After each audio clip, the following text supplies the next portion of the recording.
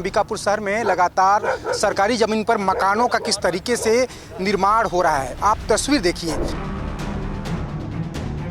ये आज से 2 से 3 साल पहले पूरा जो इलाका था खाली था और अब ये पूरे चारों तरफ मकान बन गए हैं। जो ज़मीन माफिया हैं उन्होंने सरकारी ज़मीन की प्लाटिंग करी और उसके बाद इसको बेच दिया। तो जो राजस्व प्रशासन के जो अधिकारी हैं आखिर वो क्या कुछ कर रहे हैं, क्योंकि इतना बड़ा अगर इलाका डेवलप हो रहा है, आप वहाँ पे बिजली पहुँचा रहे हैं, पानी पहुँचा रहे हैं, सरकार का जो पूरा स्कीम है अगर यहाँ पर आप अवेलेबल करा रहे हैं तो कहीं ना कहीं नज़रअंदाज करने की कोशिश है कि तोड़ने वाला है कि कैसे हैं, बस बोले कि नाम दर्ज फर्स्ट वाला बोले हैं लिखने के लिए, तो हम लोग लिख के जा रहे हैं। नहीं कब्जे ही है।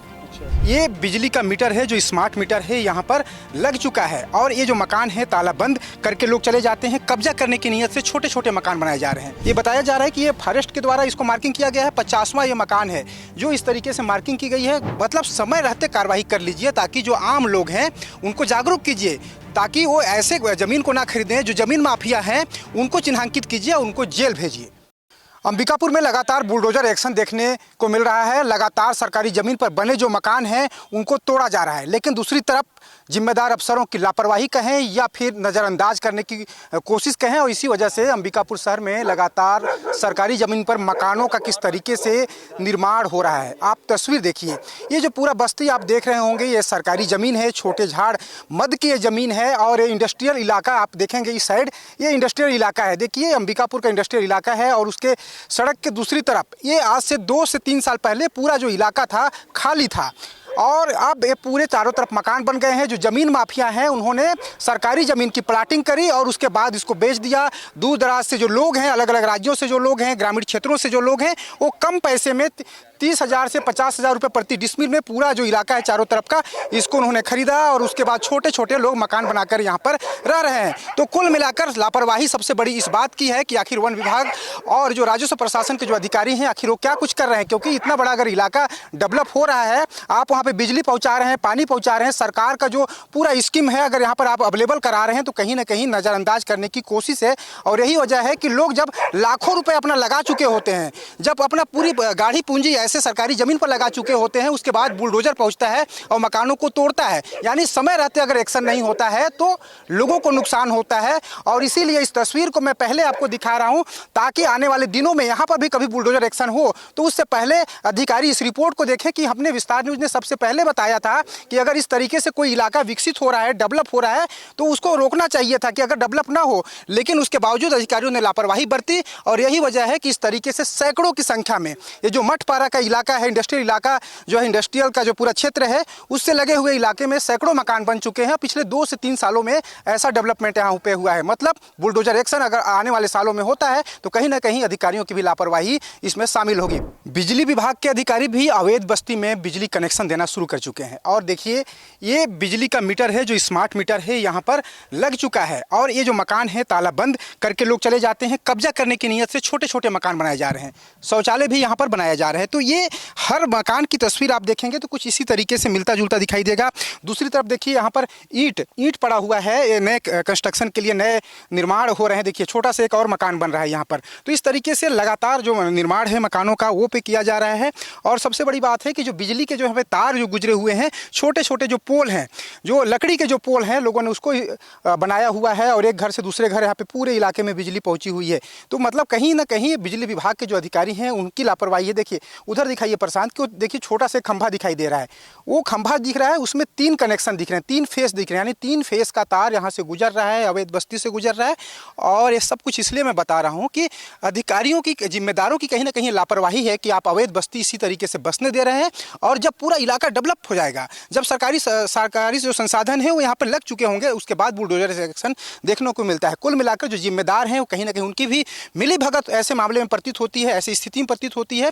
वरना इतना बड़ा इलाका, सरकारी जो ज़मीन है, सैकड़ों एकड़ यहाँ पर है, वहाँ पे ऐसे मकान कुछ सालों के भीतर कैसे बनते हैं। सरकारी ज़मीन खरीदने के बाद आपको सस्ते में माफिया दे देंगे, लेकिन आपका गाढ़ी कमाई बर्बाद हो जाता है। और ऐसा इसलिए मैं बता रहा हूँ क्योंकि इंडस्ट्रियल एरिया जो अंबिकापुर का है उससे लगा हुआ जो ग्रामीण क्षेत्र है वहाँ पर फॉरेस्ट की ज़मीन पर बेतहाशा कब्जा किया जा रहा है। ये पूरा जो इलाका है इसकी तस्वीर तो आप देख ही रहे हैं, लेकिन ये देखिए मकान लोग लगातार बना रहे हैं। ये सरकारी ज़मीन है, इस तरीके से लोग मकान खड़े करने लगे हैं। लोगों की गाढ़ी कमाई इसमें लगी है, लेकिन जब बुलडोजर चलता है तो पूरा सब कुछ टूट कर ध्वस्त हो जाता है। लेकिन उसके बाद भी लोग समझते नहीं हैं, लगातार सरकारी ज़मीन खरीद रहे हैं और इसी तरीके से मकान विकसित कर रहे हैं, मकान बना रहे हैं, पूरा रिहायशी इलाका बन रहा है और इसके वजह से नुकसान हो रहा है, सरकार को हो रहा है क्योंकि उसकी ज़मीन पर कब्जा हो रहा है। तो दूसरी तरफ ये बिजली कंपनी वालों पर समझ नहीं आ रहा है कि देखिए किस तरीके से यहाँ पर खंभे लगा रहे हैं। लकड़ी के खंभे में बांस के माध्यम से ऐसे अवैध जो बस्ती हैं वहाँ पर बिजली पहुंचाई जा रही है, दूसरी सुविधाएं पहुंचाई जा रही हैं और ये बहुत बड़ा जोखिम भरा हो सकता है क्योंकि बिजली कंपनी कभी भी ऐसे बांस के खंभे से किसी भी बस्ती में बिजली पहुंचाने का काम नहीं करती है। और इसके अलावा पूरा देखिए, पूरा जो इलाका है ये दिखाइए प्रशांत, ये पूरा ये बिजली है, बिजली का खंभा है, रिस्क है, इसको छू भी नहीं सकता मैं, कभी भी करंट भी आ सकता है।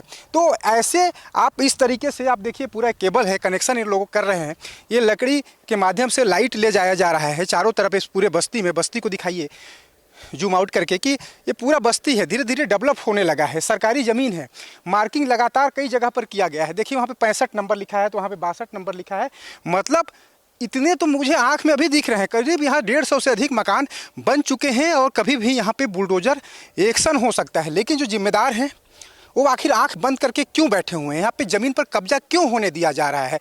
आप मार्किंग बाद में कर रहे हैं, क्या बिल्डिंग रातों रात बनकर तैयार हो गई होगी? ऐसा बिल्कुल नहीं है। आप जब बिल्डिंग बनकर तैयार हो गई है, सिर्फ इसमें प्लास्टर का काम होना बाकी है, अब आपको नंबरिंग करने का ख्याल आ रहा है।